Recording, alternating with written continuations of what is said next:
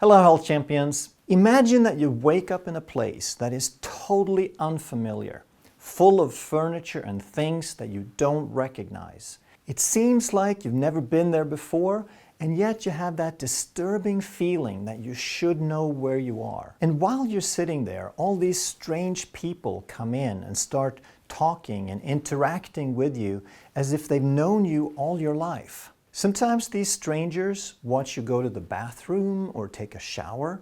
Of course, it's only natural now that you feel violated when they invade your personal space, and it's not so strange that you feel irritable and hostile towards these people. But they all comfort you and reassure you and say that everything will be just fine.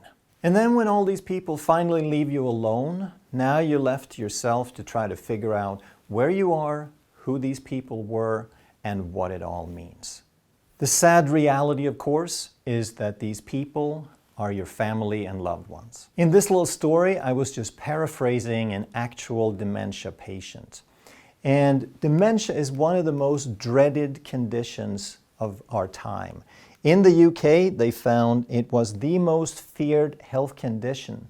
And people fear it so much, they put off getting a diagnosis. They put off finding out more about it because they feel that if they get a diagnosis, then their life is pretty much over. But we can't wait. We need to do something right away before it's too late. And what you need is not a diagnosis. That's just someone's label, and it doesn't change anything about how you work or your cells work.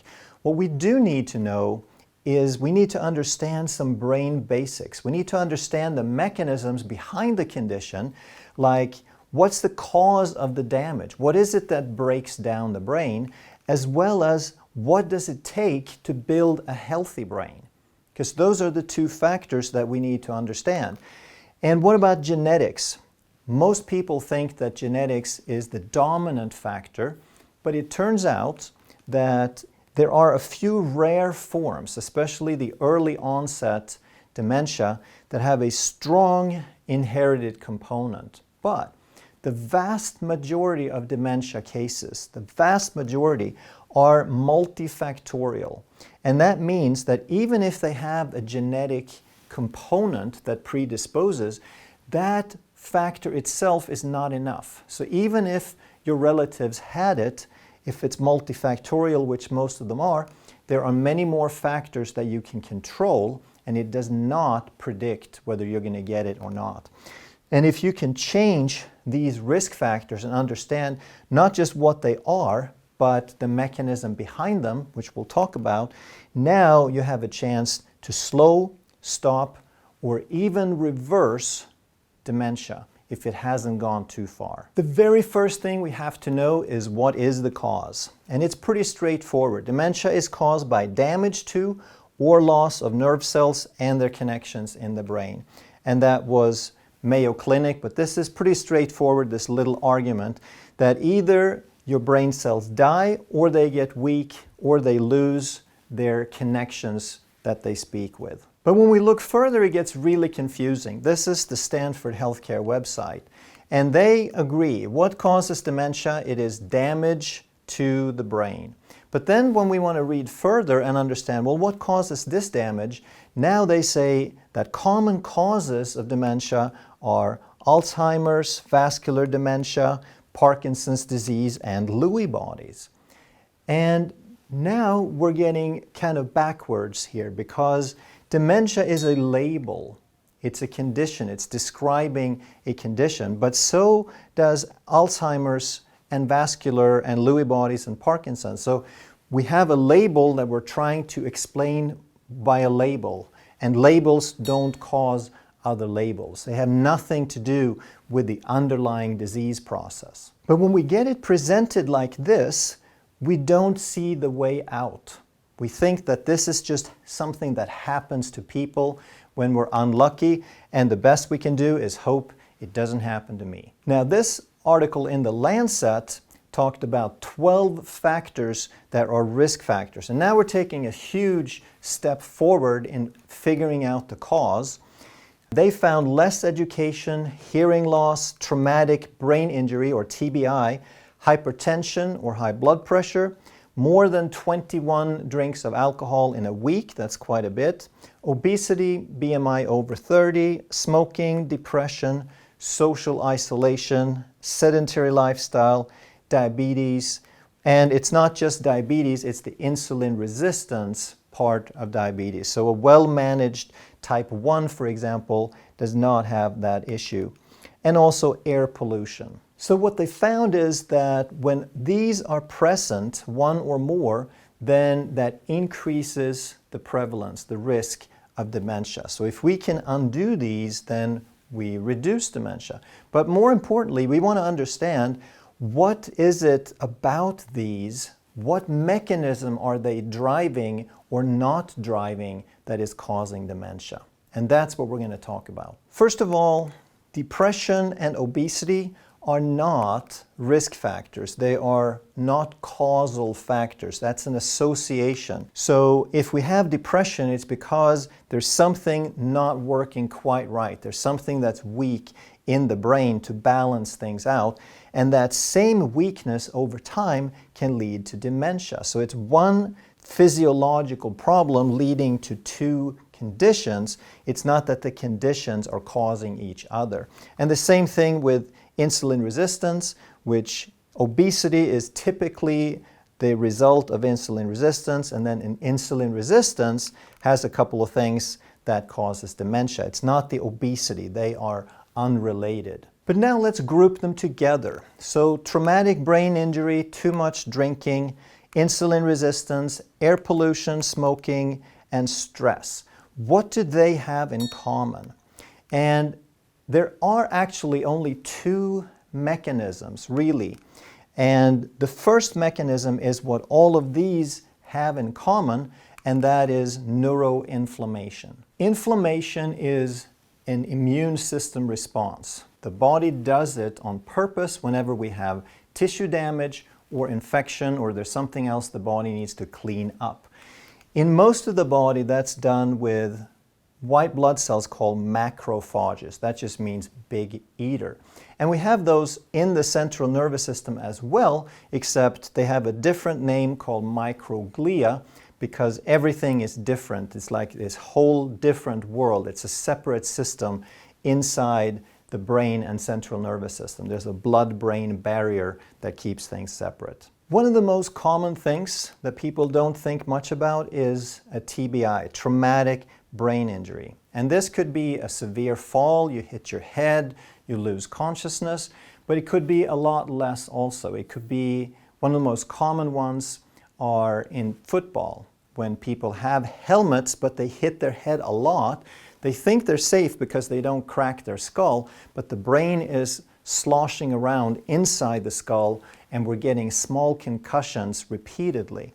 Another thing is alcohol can create neuroinflammation, stress can create neuroinflammation, and pretty much any gut issue can create neuroinflammation because we have one barrier in the gut and we have one barrier in the brain. And for the most part, when one is compromised, like a leaky gut, we also get a leaky brain. So whatever is creating inflammation in the digestive tract is also going to create inflammation in the brain. But now is where it gets even worse, unfortunately, is these microglia can be subject to something called priming.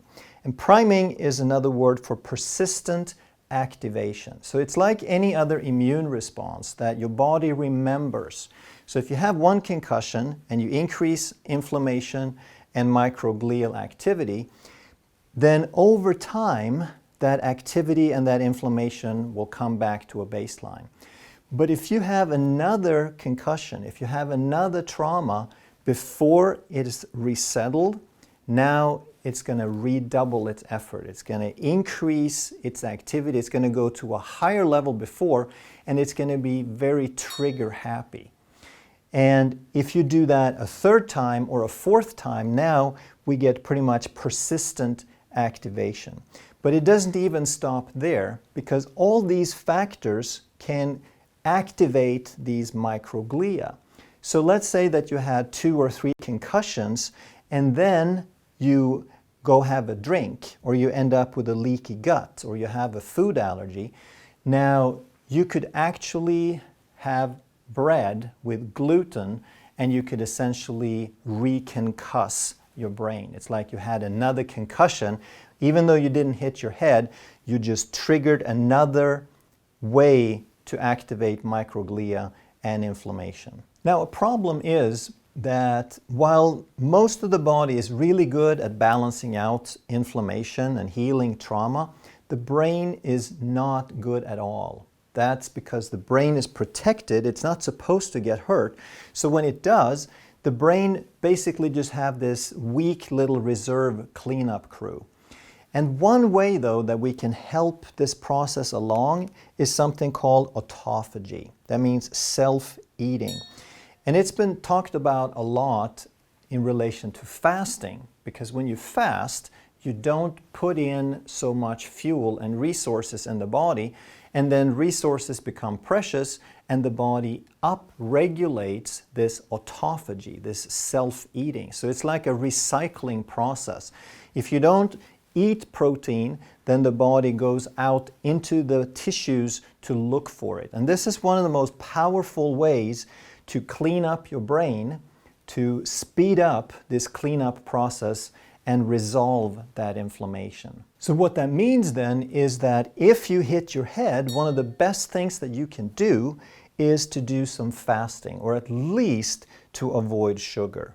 If you're in a football game and you hit your head, the worst thing you can do is to go have a soda afterwards, because sugar and carbohydrates trigger insulin, which is one of the most powerful ways to turn off autophagy completely. Now let's look at the second factor. So the first one was neuroinflammation. What's the second one? And that relates to less education, hearing loss, hypertension, social isolation, sedentary lifestyle, insulin resistance, decreased nutrients deficiencies, smoking, and stress. What do these have in common, and what is the mechanism whereby they promote dementia? Well, all of them deprive the brain of something it needs to have. So if we have less education, or we have any of these, then we basically get a weak brain. We don't develop the brain, the strength of the brain, the endurance of the brain to the point where it's supposed to be. We get a poorly wired brain, and then it's also underdeveloped, and with all of this, that brain has a lower threshold for trauma, for endurance, for activity, and it's much more prone to degeneration. And if all these things deprive the brain of something, then next we have to understand what is it the brain needs. Number one is fuel. The brain is 2% of your body weight. It uses 20 to 25% of all the calories, of all the energy, all the fuel in your body. And even more important than high or low fuel is stable fuel, because the brain uses so much energy, it can't be on sometimes and off sometimes. It has to have a steady energy supply. And that supply is glucose and ketones. Traditionally, we're being told that glucose is the only fuel for the brain, but that's not true, because when we're fasting, then as much as 75% of the fuel can come from ketones. And in our modern lifestyle, with way too much sugar and carbs, then we're probably relying almost 100% on glucose for brain fuel. But historically, it's probably been more like 50-50 between ketones and glucose. And if you've ever tried to make a fire, you know that there is no fire, there's no heat or energy without oxygen. The second thing your brain needs is activation. And this is the most misunderstood. People get it, they need fuel, they need all these different things. But activation is the key, because you have all these cells in your body, but they all serve a purpose. And if you don't use them for anything, then your body doesn't need the fuel. It doesn't need that cell at all. So the only reason we need fuel is to perform work, and that's where the activation come in. Use it or lose it. To build a strong brain, we also need some catalysts to wire the brain properly. That's brain-derived neurotrophic factor and human growth hormone. So don't worry about the name, just think of them as Miracle-Gro for the roots and the pathways and the networks in your brain. And then of course over time we're going to need to replace some of the parts of the brain that wears out. All the tissues wear out, all the molecules wear out. So we need to replace the building blocks, and those are primarily the things that we're missing most often are DHA, docosahexaenoic acid, which is just the long complex fish oil, and amino acids, which come from protein, and cholesterol, which the body makes, but we're taking all these drugs to keep it down, and we're trying to limit it in the diet, which may not be a great idea. And if all these factors are present, now we can start to build a better brain. And how do we do that? You have about 100 billion brain cells. Each brain cell makes on average 5,000 to 10,000 connections to other cells. And these connections, called synapses, that's how the cells talk to each other. Then there's the concept of neuroplasticity, which means the brain is never the same. It's not like a statue, it's not solid, it's more like a river. It's constantly changing and modifying itself to fit your environment. As you have new experiences, the brain rewires itself. It's going to disconnect some of these synapses and make new ones. And Hebb's law says that cells that fire together wire together. So as you have these different impulses, as you think something, as you have an emotional reaction, as you're practicing a physical skill, all of these experiences trigger brain cells at the same time, and if they trigger at the same time, then they wire together. You get these experiences hardwired into your nervous system, into your brain. And that is the only way that we can learn things. And over time, we develop a lot of complex automated skills. We have physical skills like balance and coordination. We have cognitive skills like speaking different languages or having an analytical capacity. But how does all of that relate to dementia? Well, the better we can build these networks, the more complex networks we have, the more complex skill, the more we use them, then the more interconnected they become. The more different brain cells get hooked up with more of the other brain cells. And then we increase the neuronal stability. We increase the endurance and the health of each brain cell. Because a brain cell that sits by itself in a corner somewhere and doesn't talk, isn't connected to anybody else, it's not going to fire off very often. It's going to be a rare occasion, and that brain cell is going to degenerate. But if a brain cell is well connected, if it's got thousands or tens of thousands of connections, there's always going to be some message coming or going. There's always going to be some activity. So that's going to increase the baseline activity of the whole network. They reinforce each other, and when that happens, we decrease the chances of degeneration and dementia. We're maintaining the health and the metabolic thresholds and capacity and endurance of that brain. Here are the main limitations of working with dementia. A brain cell is like any other cell. It can grow, it can shrink, it can get stronger or weaker. However, once it's dead, it's dead. And that's the problem with the later stages, with the more progressed stages of dementia, that once it gets really bad, there's a lot of cells that are dead and gone and they're not coming back. So we need to catch it early. We need to do something while the cells are not dead, but simply weak. And when they're weak, but still there, now we can work with them through these principles we talked about, and we can resuscitate them basically. Not only that, but we can also rewire and compensate for some of the cells that are dead. If there's too much of a percentage, we're sort of past the threshold, but people with strokes, for example, they can have large portions of the brain die completely, and they can rewire and teach other parts of the brain to do the same thing.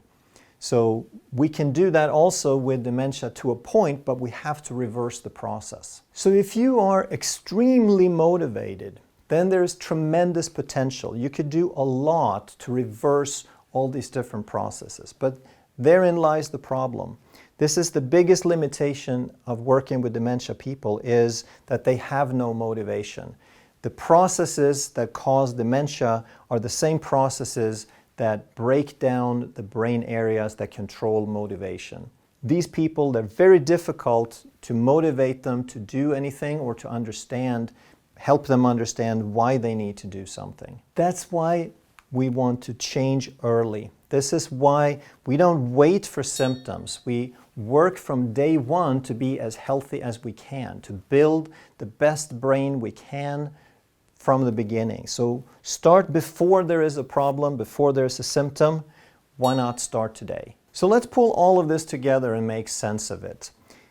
When we want to reverse and or prevent dementia, it all comes down to just a few principles. All the different risk factors they talked about comes down to use it or lose it. Comes down to neuroinflammation and a little bit to nutrition. Let's say that you were unfortunate and you had less education. What did that do? Why is that use it or lose it? Well, you never developed that complex network to the degree that you could have. It's basically a slightly less developed brain. It doesn't have that endurance. So what do we do about it? Well, it's never too late to learn. And with the internet, with YouTube, with free courses, with free language apps, there's no excuse anymore to blame it that you don't have the education, because you can learn every day. So increase your mental activity, play cards, do memorization games, play bridge, do crossword puzzles, and learn new things every day. What about hearing loss? Well, when you have hearing loss, that means that the signal is not going from the hearing mechanism into that area of the brain that's supposed to receive it. Either the signal's missing or the area in the brain is weak or damaged. But either way, use it or lose it. That area of the brain is degenerating because it's not being activated, it's not being stimulated. So what do you have to do? You do something physical, you do some exercise to compensate for it. It doesn't mean that your hearing necessarily is going to come back, but you can send so many signals from other places that they make up for what's missing. If you have a sedentary lifestyle, if you sit still, physical inactivity, then realize that 90% of all the signals that stimulate, that activate the brain, that becomes the juice for the brain, come from movement. And when you're sitting still, you're just not stimulating that brain. So up and move. What about social isolation? Again, less stimulation. We need all kinds of different stimulation. We need emotional, we need physical, we need chemical, we need mental activity of all different kinds. So social isolation is not a great thing. What can you do about it? Join a club, volunteer, go for a walk, talk to people, do something. Hypertension is actually a cause in itself. It's not just this thing that can cause strokes and related to cardiovascular disease. When we have hypertension, that high blood pressure is something that the body tries to protect itself from. So the body can change the perfusion, that the blood vessels are supposed to let through oxygen, but if the blood pressure is too high, then less oxygen ends up going through. So we could actually starve the brain for oxygen even though there is higher pressure of the blood. The number one solution for use it or lose it is called exercise. That's why I talk about it all the time. It does two things. First of all, it provides 90% of the signals to activate the brain. But more than that, the more intense that exercise is, the more of these hormones, the brain-derived neurotrophic factor, the human growth hormone, remember the miracle grow for the brain, it's only going to sprout synapses with these two hormones present.